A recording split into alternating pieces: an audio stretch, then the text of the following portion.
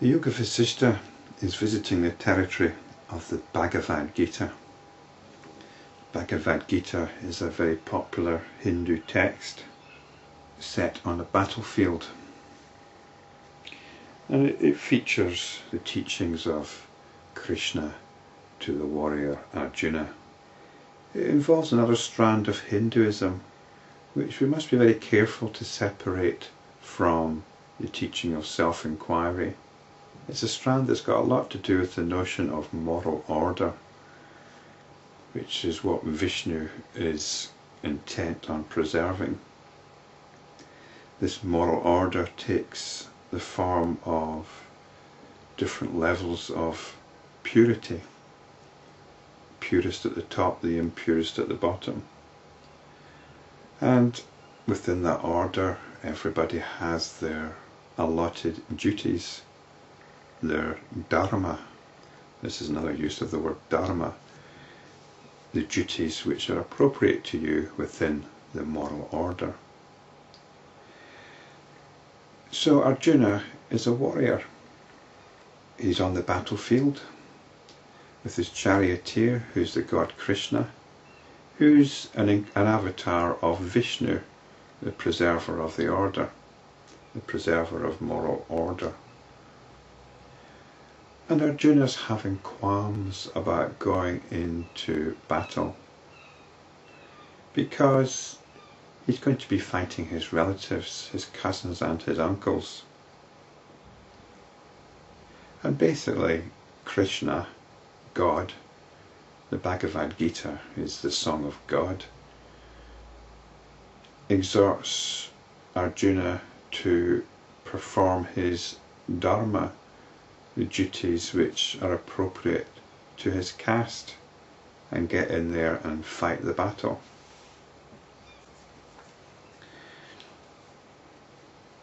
So it seems to me that this moral order is without moral fibre. Arjuna's conscience is bothering him, and the word of God is overriding his conscience. Arjuna feels it's wrong to be doing this, to be going into battle and fighting his beloved uncles and his cousins, but God is telling him, go ahead and do it.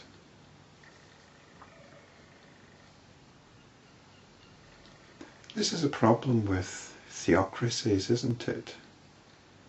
Theocracies often substitute our conscience for the supposed word of God.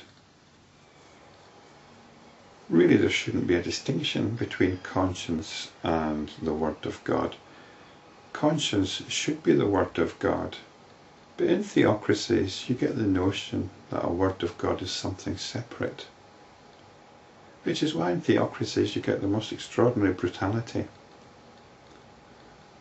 In a secular society where people are free to believe what they want, they usually identify God with their conscience. But in theocracies where the word of God is supposed to be the main inspiration, it's usually separate from conscience.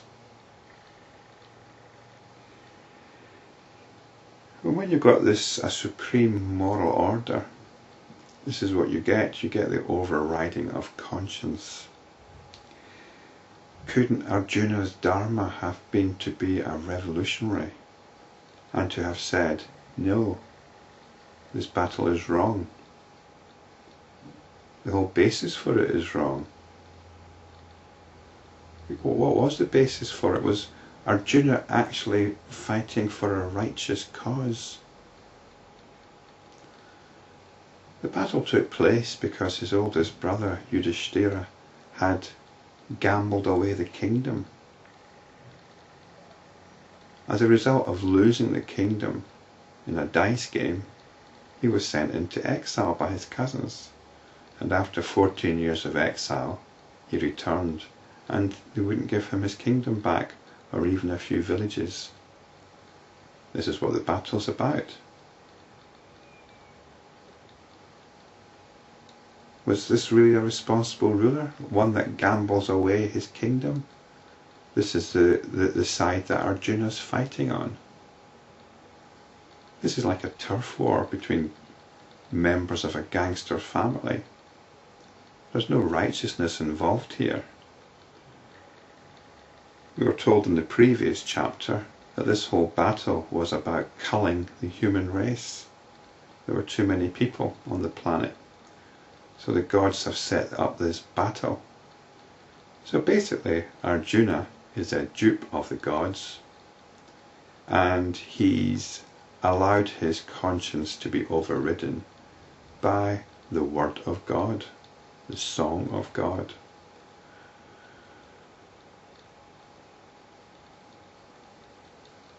And this is often the excuse that the psychotically deranged use to explain their behaviour, isn't it? God told me to murder this woman and her child. God told me to murder prostitutes. The conscience is overridden and replaced by the word of God. This is a situation we have to be very, very careful about. Whenever there's a conflict between our conscience and the word of God, we should always follow our conscience. That's what makes us human. And we see this in the case of religious fanatics. We get these Muslim fanatics at the moment who will joyously hack off somebody's head in accordance with their notion of the word of God. They've totally forsaken their humanity. They've overridden their conscience because they're following the word of God. So we must be very, very careful about this. If spiritual teachings are overriding our conscience, then we should reject the spiritual teachings and listen to our conscience.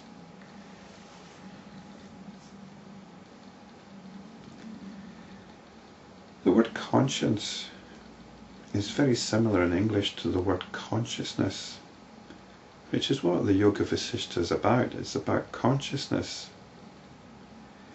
And in the Latin languages, the word conscience and consciousness are very similar.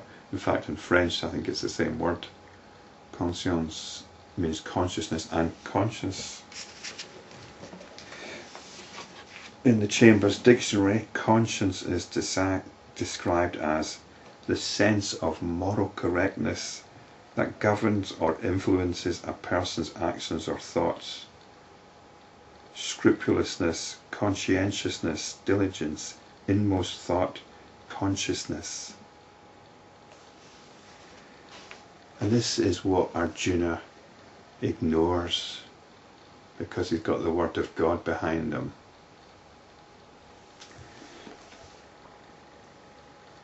And this has got absolutely nothing to do with self-inquiry. We're told that somebody who's liberated, somebody who pursues self-inquiry, is filled with wisdom and compassion. They are a friend to all. They are conscience embodied. They are conscious and they are conscience embodied. This is the mark of spirituality, not being able to override your conscience. Being able to substitute your conscience with the will of God is abomination.